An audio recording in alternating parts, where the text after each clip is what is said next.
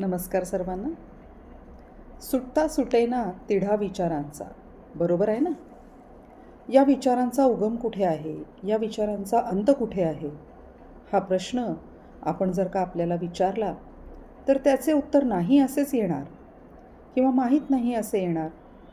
आणि तरी देखील आपले मन सतत या विचारांच्या प्रवाहावर डोलत असते आणि आपले मन अगदी सहजपणे नकारात्मक विचारांच्याकडे झुकत असते.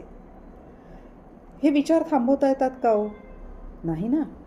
काय वाटते तुम्हाला याच्याबद्दल? मग काय करता येईल बरं या विचारांचं?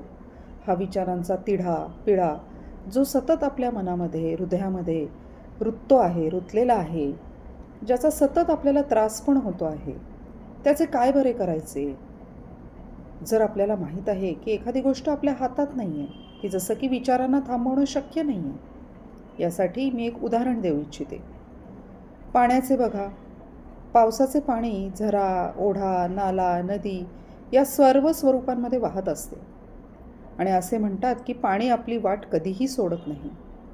ते त्याच वाटेने अगदी वर्षानुवर्ष प्रवाहित होत असते आणि आपण कितीही जरी प्रयत्न केले तरी पाणी हे उताराचा मार्ग शोधते आणि ते कधीही लांबच्या मार्गाने प्रवास करत नाही, तर ते त्याला सोयीस्कर असा त्याचा जो ठरलेला मार्ग आहे त्याच मार्गाने ते मार्गक्रमण करते.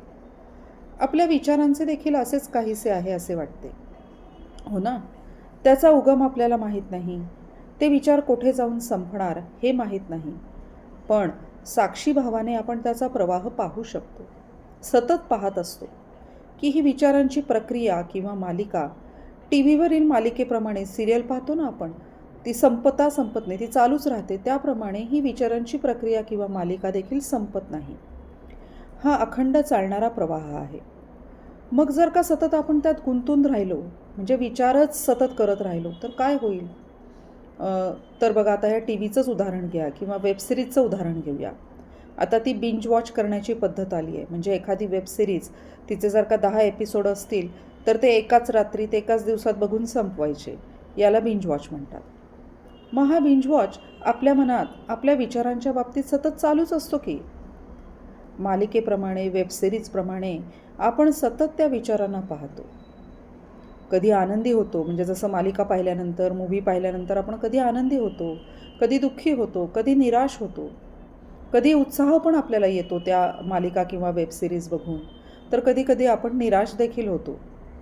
कधी कधी आपल्याला राग देखील येतो. कधी आपण नकारात्मक होतो. कधी कधी तिथलं पॉझिटिव्हिटी आपण घेतो त्या वेबसिरीजमधून, मालिकांमधून, आणि आपल्याला ते विचार खूप ताकद देऊन पण जातात. कधी कधी सकारात्मकतेची ऊर्जा ते प्रदान करतात. म्हणजेच काय, तर हा विचारांचा प्रवाह कधी थांबणार नाही, कधीही तो संपणार नाही, तो सतत भरून वाहतच राहणार. मग वेबसिरीज आपण जर का सतत पाहत राहिलो, बिंज वॉच करत राहिलो, तर आपण थकतो की नाही? आणि मग त्याच्यानंतर आपण विश्रांती घेतो. कधी कधी आपण डिटॉक्स पण करतो, म्हणजे आपण स्क्रीनपासून खूप लांब राहतो. आपण स्क्रीन टाईम आपला त्याच्यावर कंट्रोल ठेवतो. त्याचप्रमाणे आपल्याला या विचारांच्या प्रवाहापासून पण कधी कधी डिटॉक्स घेणे खूप गरजेचे आहे. असं वाटत नाही का आपल्याला?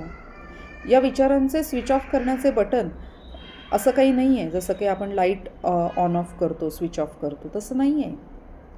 किंवा आपण टी व्ही ऑन करतो, बंद करतो, स्विच ऑफ करतो. तर इथे फक्त आपल्या हातामध्ये काय आहे, तर आपण फक्त चॅनल चेंज करू शकतो. आता तुम्ही म्हणाल, हे काय नवीन?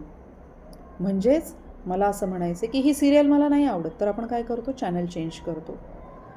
हा यूट्यूबचा रील मला नाही आवडला की आपण तो स्वाईप करतो, पुढे जातो.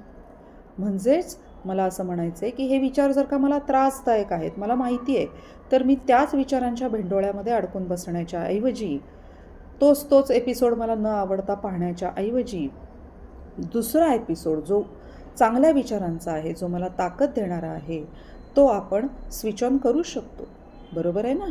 जसं आपण टी व्हीचा रिमोट आपल्या हातामध्ये असतो, तसा आपल्या मनाचा रिमोट पण आपल्याच हातामध्ये आहे.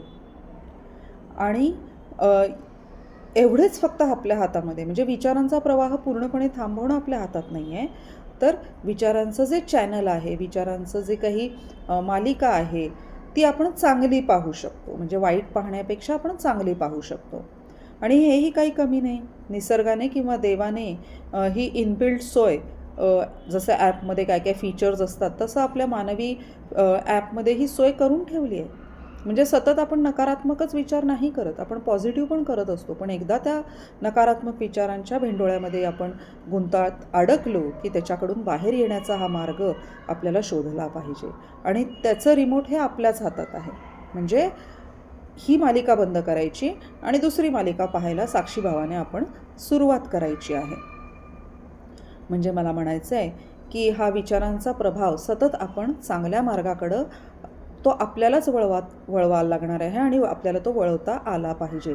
कुठे हे विचारांचं, नकारात्मक विचारांचे जे काही सिरीज आहे ती थांबवायची आणि पॉझिटिव्ह विचारांची सिरीज चालू करायची आहे ते आपल्याला करता आलं पाहिजे. आपण बऱ्याच वेळेला ऐकलेलं आहे की जी काही गोष्ट आपल्याला आयुष्यात करायची आहे ती आपल्याला प्रथम विचारांच्या पातळीवरच घडते आणि मगच ते कृतीमध्ये उतरते. म्हणून तर म्हटलं जातं ना, जसा विचार तसा आचार. आपल्या मनाला या चांगल्या विचारांच्या प्रवाहाकडे वळवावे लागेल. जसे की आता अजून एक उदाहरण इथे अगदी दररोजच्या जीवनातलं.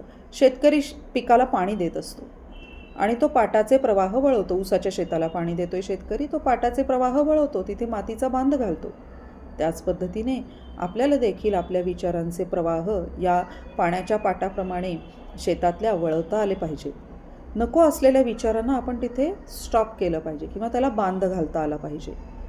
म्हणजे मला काय म्हणायचं आहे की ते विचार थांबणार नाही आहेत, परंतु ते चांगल्या विचारांचं पाणी त्या पाटामधून आपण वाहून दिलं पाहिजे.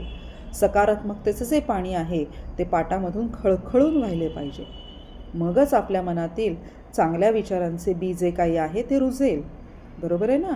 जसं चांगले विचारांचं बी आपण रुजू घातलं आहे, आपण ते पेरलेलं आहे, परंतु त्याला पाणी पण उत्तम विचारांचं घातलं पाहिजे. त्याच्या पुढे पण त्याची मशागत केली पाहिजे. नको असलेलं जे काही नकारात्मकतेचे विचारांचं तण जे आहे, जसं मी मागच्या व्हिडिओमध्ये म्हणलं होतं, ते आपण काढून टाकलं पाहिजे.